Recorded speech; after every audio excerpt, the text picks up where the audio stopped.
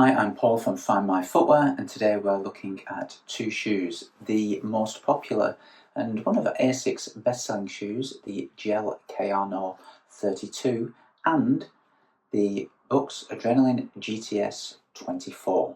Both the Kayano and the Adrenaline are two of the brand's best-selling support category shoes, and you've probably heard of them because they've been around for 24 and 32 years respectively. So they're very well established in this category, and that category I would define as daily trainers with support.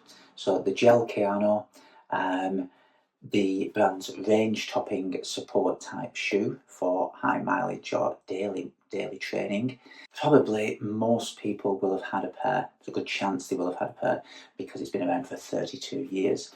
The Brooks Adrenaline GTS, 24 years old, so still a very established model, not as long quite as the Kayano, but the GTS standing for Go-To Support, has become a very well established and represents a very good value for money shoe in the daily training support category.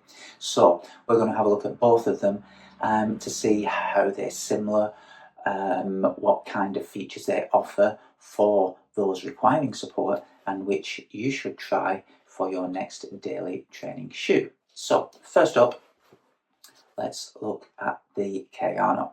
It's got a 40mm stag in the heel and a 32mm stag in the forefoot, so an 8mm drop. Now this model 32, is up in terms of the stack of the cushioning by 2mm to that 32 in the forefoot for this season. So that makes it more cushioned in the forefoot. So we've got an additional 2mm in the forefoot, but that means the drop is down to 8mm. Now on the run, you don't really notice this too much. Coming from 10 to 12 is really no difference at all, particularly if you're a heel striker and you've got a big stack of cushioning, particularly a soft cushioning as well. So it does it smooths out the foot, and I would say this shoe does feel more cushioned and a little bit smoother than the previous version. Support in the Gel Kayano comes from the brand's 4D system. Now, whilst it appears like a medial post, ASICS are keen to say it isn't a medial post, and in fact it's made out of a kind of a softer, springier, more responsive midsole form in there. And the idea is, as your foot lands and wants to roll and overpronate, this kind of pushes it out and springs it out of that overpronated state. It does work. It works quite effectively, but I would say it works best for those requiring a mild level of support. It's not the same level of support that we had in the Kayano 5 years or more ago. So it's more of a mild support type shoe. In the Brooks Adrenaline, we've got a 36mm stack in the heel, 24 in the forefoot, so a 12mm drop. So a little bit higher, but the overall stack of cushioning is a little bit lower, 4mm lower than the Kayano. Support, as I mentioned, is the brand's go-to support, these GTS, the guide rails. Okay, so for Brooks, you've got the guide rails that sit both on the lateral side and the medial side of the shoe. So wherever your foot wants to roll, it's sat within the shoe, and that does a great job of providing support. In fact, I would say the Adrenaline is a more supportive shoe than the Kayano.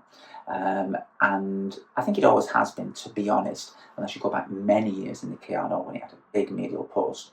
Despite not having the medial post and using the guide rail system that keeps the foot centered, it is still very effective, and I would say a little bit more effective.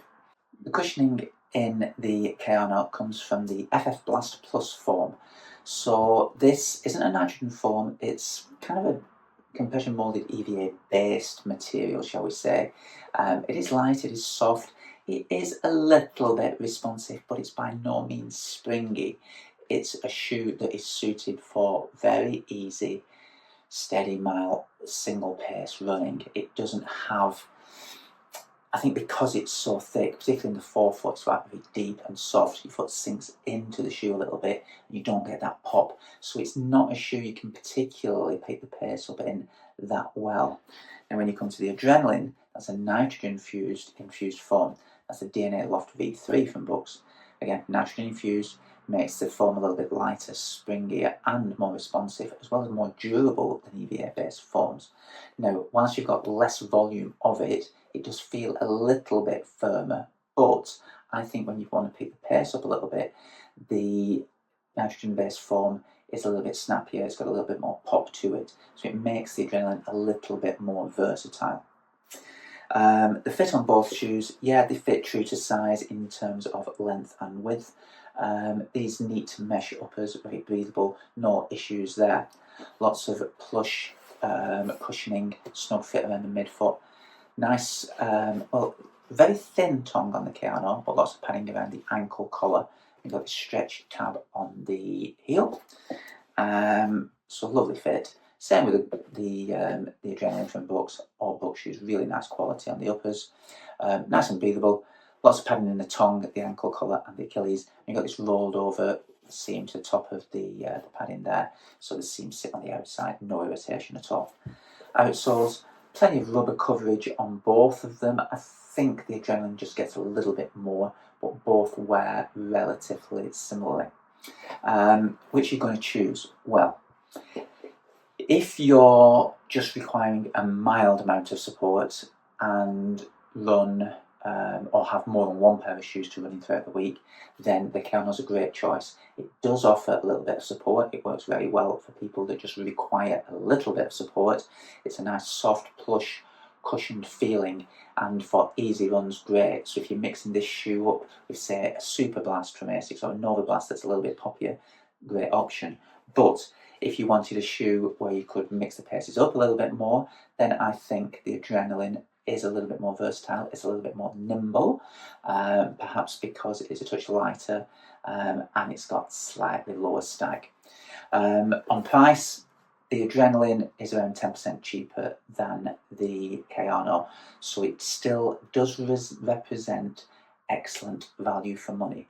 There are other Bucks shoes that offer more cushioning that make them on a par with the cushioning offered in the Kayano.